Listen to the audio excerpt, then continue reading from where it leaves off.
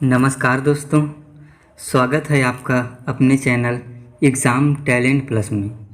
पिछली वीडियो में हमने देखा था रक्त के भागों के बारे में, जिसमें हमने मुख्यतः प्लाज्मा तथा रुधिराणु वाले भागों पर चर्चा किया था। तो रुधिराणु के अंतर्गत हम लोग आरबीसी, डब्ल्यूबीसी और प्लेटलेट्स पर चर्चा किए थे। एग्ज़ाम के दृष्टिकोण से यह रक्त का जो टॉपिक है बहुत ही महत्वपूर्ण है। इसमें सभी एग्ज़ाम में इस टॉपिक से प्रश्न पूछे जाते हैं और इस वीडियो में हम देखेंगे रक्त के थक्का के बारे में। अगर आपने हमारी पिछली वीडियो नहीं देखी है तो लिंक आपको डिस्क्रिप्शन बॉक्स में मिल जाएगा, आप वहां से हमारी पिछले वीडियो का अवलोकन कर सकते हैं। तो चलिए आगे बढ़ते हैं और समझते हैं रक्त के थक्का जमने के बारे में कि यह थक्का कैसे जमता है, इसका प्रोसेस क्या होता है और कौन कौन सी चीज़ें इसमें भाग लेते हैं। सबसे पहले देखते हैं थक्का को। अगर आपको चोट लग जाती है तो जिस स्थान पर चोट लगता है उस स्थान पर रक्त जो है पपड़ी के रूप में जम जाता है। इसी रक्त के पपड़ी जमे हुए भाग को ही थक्का कहा जाता है। ठीक, और इस जमने की प्रक्रिया को जो है कैस्केडिंग प्रोसेस कहते हैं। यह प्रोसेस होने में लगभग 4 मिनट का समय लगता है। चलिए आगे समझते हैं कि यह प्रक्रिया कितने चरणों में पूर्ण होती है। तो यह कैस्केडिंग प्रोसेस जो है 4 चरणों में पूर्ण होती है। चलिए हम चारों चरणों को बारी बारी से समझते हैं। तो पहला प्रोसेस होता है हमारे रक्त में जो प्लेटलेट्स पाया जाता है, जिसे हम थ्रोम्बोसाइट के नाम से भी जाने जाते हैं। यह जो है वायु के संपर्क में आता है। अगर आपके किसी भी स्थान पर कट जाता है या फिर चोट लगती है तो यही थ्रोम्बोसाइट वायु के संपर्क में आकर थ्रोम्बोप्लास्टिन का निर्माण करता है। ठीक, जैसे ही चोट लगा तब क्या होगा, यह वायु के संपर्क में आएगा और थ्रोम्बोप्लास्टिन का निर्माण कर लेगा। और दूसरे चरण में यही थ्रोम्बोप्लास्टिन जो है किसके पास चला जाता है, तो यह जाता है कैल्शियम के पास और कैल्शियम को बताता है कि भाई देखो मेरे शरीर में चोट लग गई है, आप मेरी मदद करो।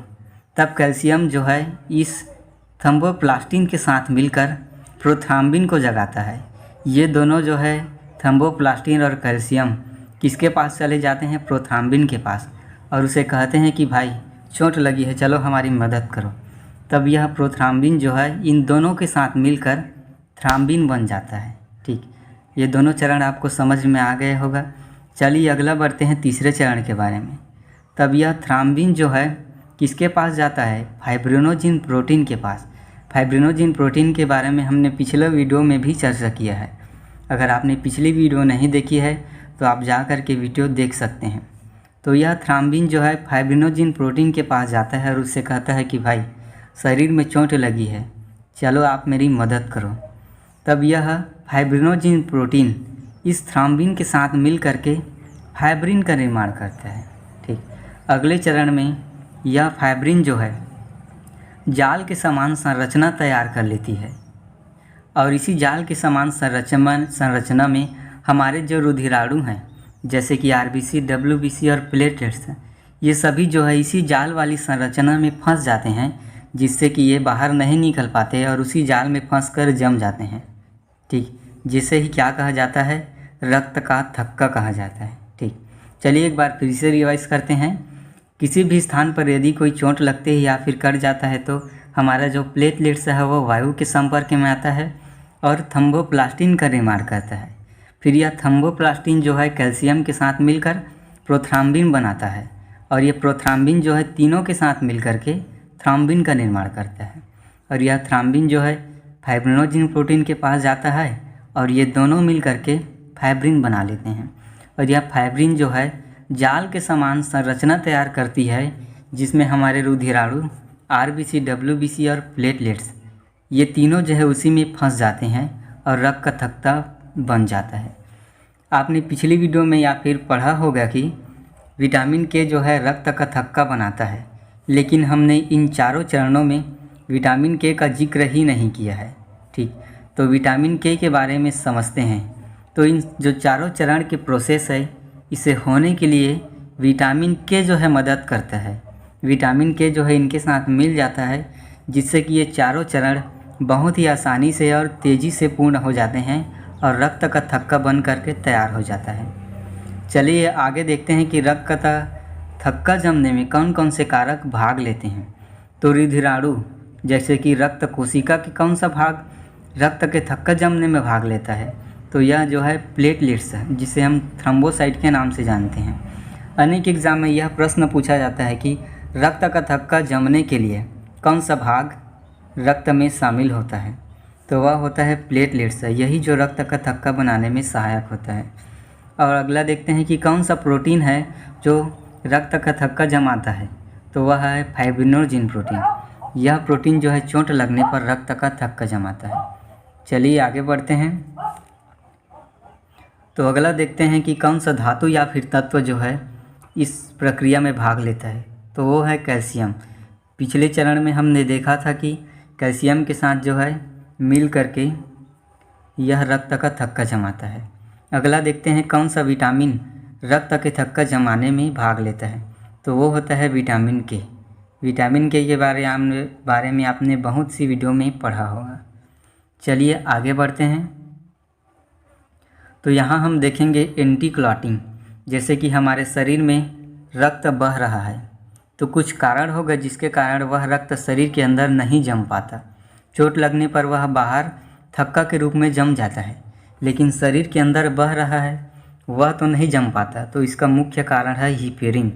हमारे रक्त में हिपेरिन पाया जाता है, यही जो है हमारे शरीर में रक्त का थक्का जमने नहीं देता अंदर में। ठीक, जो अन्य कारक थे जैसे कि फाइब्रिनोजेन प्रोटीन, प्रोथ्राम्बिन, ये सभी जो है रक्त का थक्का जमाने का प्रयास करते हैं कैल्शियम के साथ मिलकर, लेकिन यही हिपेरिन जो है उसको रोकते हैं। जब शरीर के अंदर रक्त बह रहा होता है तब वो सभी रक्त का थक्का जमाने का प्रयास करते हैं, लेकिन हिपेरिन के होते हुए वे रक्त का थक्का नहीं जमा पाते और हमारा रक्त शरीर में सुचारू रूप से परिवहन करता है।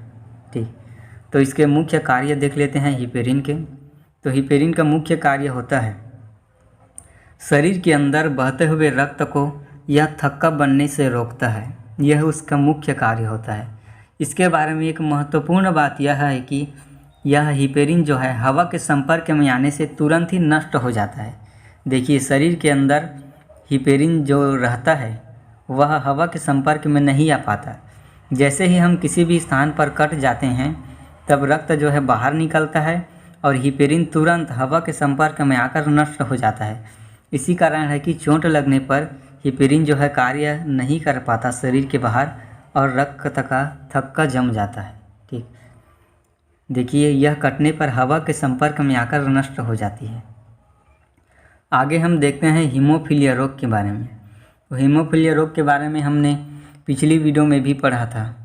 तो हीमोफीलिया रोग एक आनुवांशिक रोग है जो कि ब्रिटेन से आया हुआ है, इसीलिए इसे रायर डिसीज़ भी कहा जाता है क्योंकि यह ब्रिटेन के राजघराने से आया था। ठीक, तो यह हीमोफीलिया इस रोग में जो हिपेरिन जो है यह निष्क्रिय हो जाता है। इसी कारण से व्यक्ति का खून लगातार बहता रहता है और व्यक्ति की मृत्यु हो जाती है। चलिए आगे देखते हैं हम फाइब्रिनोजेन प्रोटीन, प्रोथ्राम्बिन और हिपेरिन, इन तीनों का निर्माण किसमें होता है। तो इन तीनों का निर्माण होता है यकृत में। ये बात आप याद रखिए, एग्जाम की दृष्टि से बहुत ही महत्वपूर्ण है। चलिए आगे बढ़ते हैं कि हम रक्त के थक्का जो जमता है इसके नकारात्मक प्रभाव भी होते हैं। तो ये इसका नकारात्मक प्रभाव कहाँ पर पड़ता है इसे समझते हैं। तो रक्त का जो थक्का है इसका नकारात्मक प्रभाव होता है यदि ब्लड शरीर के अंदर नसों में ही जम गया तो हमारा जो रक्त है दाब के साथ बहता है और इसी दाब के कारण नस जो है फट जाती है, जिसे हेमरेज कहते हैं। यह हेमरेज जो है मुख्यतः मस्तिष्क में होता है क्योंकि मस्तिष्क की नसें बहुत ही पतली होते हैं। जो विटामिन के है, यदि विटामिन के रक्त का थक्का शरीर के अंदर में ही जमा दे तब रक्त दाब के कारण नसें फट जाती है, जिसे ब्रेन हेमरेज कहा जाता है। शरीर के अन्य भागों में यह बहुत ही कम मात्रा में होता है ब्रेन हेमरेज, लेकिन मस्तिष्क में अधिक होता है जिससे व्यक्ति की तुरंत मृत्यु हो जाती है। ठीक, तो यह प्रश्न पूछा जाता है कि हेमरेज के लिए कौन सा विटामिन जिम्मेदार होता है। तो हेमरेज के लिए विटामिन के जो है जिम्मेदार होता है। ठीक, इस वीडियो में इतना ही।